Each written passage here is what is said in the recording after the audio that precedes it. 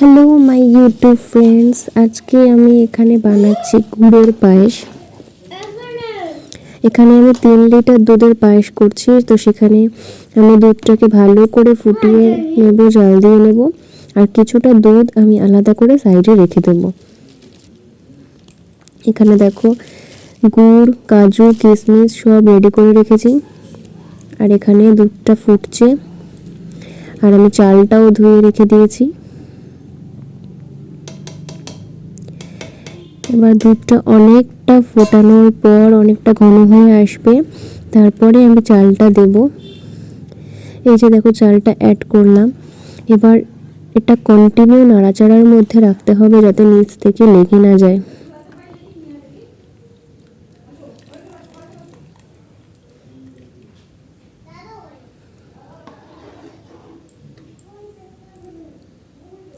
এখানে দেখো আমি এক বাটি গুড় রেডি করে নিয়েছি। গুড়টা এতটা সুন্দর, মানে এত ভালো নরম, মানে হাত দিলেই ভেঙে যাচ্ছে। আর গুড়ের স্মেলটাও ভীষণই সুন্দর। এখানে দেখো কাজু কিশমিশ সব রেডি করে নিয়েছি।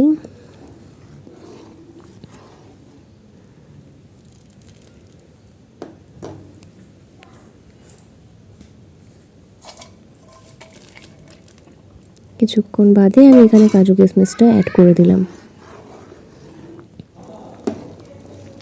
এটা পুরো সব সময় কন্টিনিউ নাড়াচাড়ার মধ্যে রাখতে হবে, নিচ থেকে যাতে লেগে না যায়। আর চালটাকে খুব ভালো করে সেদ্ধ করতে হবে যাতে একদম পুরোপুরি সেদ্ধ হয়ে যায়। তারপরে আমরা মিষ্টিটা অ্যাড করবো লাস্টে একদম। নাহলে আগে থেকে যদি মিষ্টিটা অ্যাড করে দিই তাহলে কিন্তু আর চাল সেদ্ধ হবে না। সেই জন্য মিষ্টিটা সবার লাস্টে দেবো, একদম পরে। এখানে একটু ঘন হয়ে গেছিলো, সেই জন্য বাকি আমি বললাম যে আগে থেকে আমি তুলে রেখেছিলাম দুধ, সেটা আমি দিয়ে দিয়েছি একটুখানি। আবার কন্টিনিউ নাড়াচাড়া করে রাখতে হবে। তারপরে যখন চাল পুরো সেদ্ধ হয়ে যাবে, তারপরে আমি দেখো এখানে গুড়টা অ্যাড করেছি।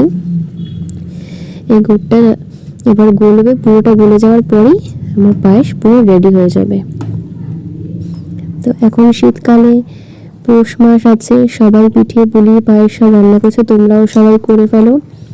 এটা একবার বাড়িতে সবাই ট্রাই করো এবং কেমন হয়েছে সবাই আমাকে কমেন্ট করে জানিও।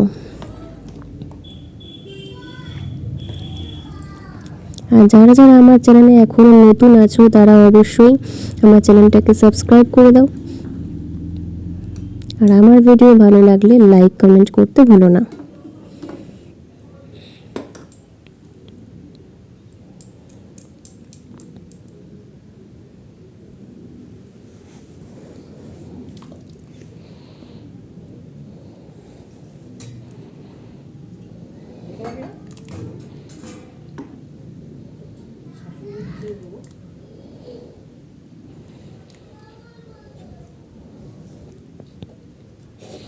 এখানে দেখো আমার পায়েস রেডি। এখানে আমি আমার ছেলের জন্য একটুখানি বানিয়ে এসেছি বাটিতে করে, ওকে এটা খাওয়াবো।